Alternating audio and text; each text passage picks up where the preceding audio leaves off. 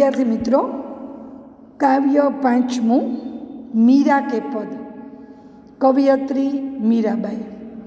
सबसे पहले हम कवयित्री का परिचय प्राप्त कर लेंगे।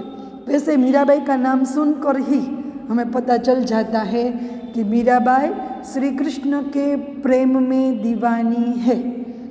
बचपन से ही मीराबाई को भगवान कृष्ण के प्रति लगाव रहा है। वे कृष्ण की एकनिष्ठ भक्त थी। यहाँ पर हमारे पाठ्य पुस्तक में उसके 3 पद दिए गए हैं। तो पहले हम कवयित्री का परिचय प्राप्त कर लेंगे। पेज नंबर 11 नंबरना पेज पर जो कवयित्रीनो परिचय આપણે લઈએ છીએ। મીરાબાઈ, जन्म सन 1498 ईस्वी, निधन सन 1563 ईस्वी। श्री कृष्ण प्रेम की अनन्य गायिका मीरा का जन्म मेड़ता जिलो जोधपुर के निकट कुडकी नामक गांव में राव रतन सिंह राठौर के यहाँ हुआ था।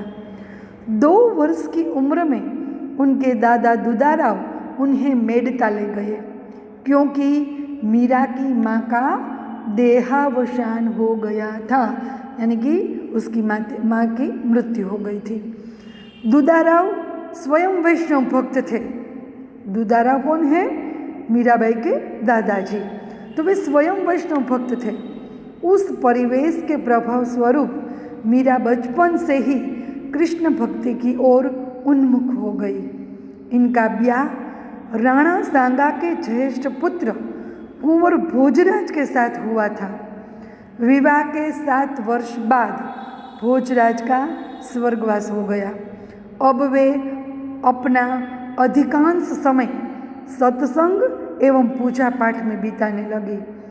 पारिवारिक यातनाओं से व्यथित होकर विरक्त हुई मीरा तथा पहले वृंदावन और बाद में द्वारिका चली गई, जहाँ जीवन के अंतिम समय तक रही।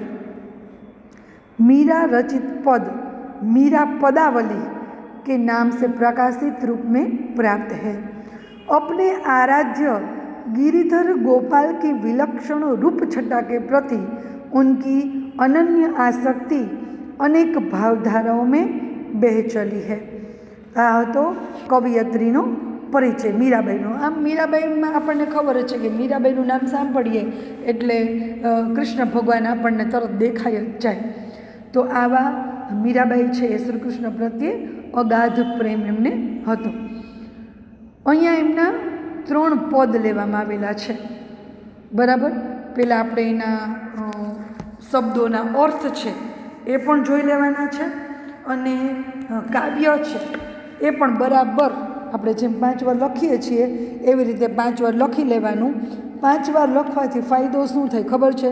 કે દરેક શબ્દ છે ને એ આપણે એ શબ્દોથી પરિચિત થઈ જઈએ એટલે લખવાનું છે।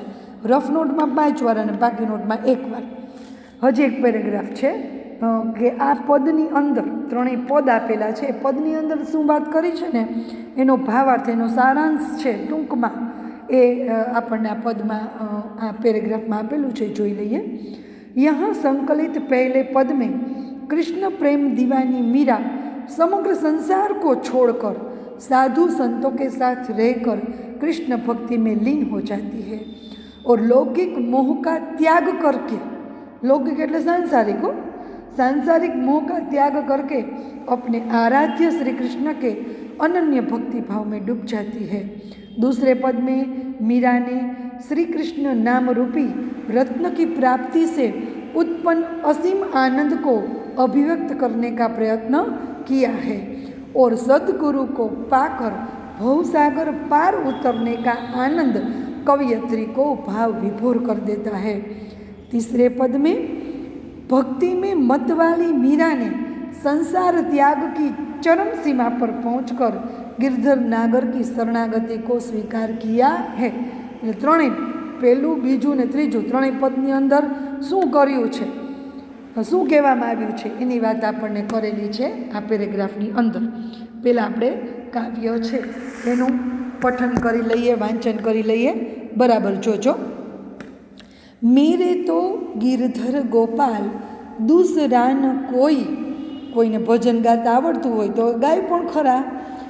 દૂસરા ન કોઈ સાધો સકલ લોક જોઈ, ભાઈ છોડ્યા બંધુ છોડ્યા, છોડ્યા સગા સોઈ, સાધુ સંગ બેઠી બેઠી લોક લાજ ખોઈ, ભગત દેખ રાજી હુઈ જગત દેખી રોઈ, અંશુવન જલ સિંચ સિંચ પ્રેમ બેલી બોઈ, દધીમથી ધ્રુત કાઢી લિયો ડાર દઈ છોઈ, રાણા વિસ્કો પ્યાલો ભેજ્યો પિય મગન હોય, અબ તો બાત ફેલ ગઈ જાણે સબ કોઈ, મીરા રામ લગ્ન લાગી હોણી હોય સો હોય.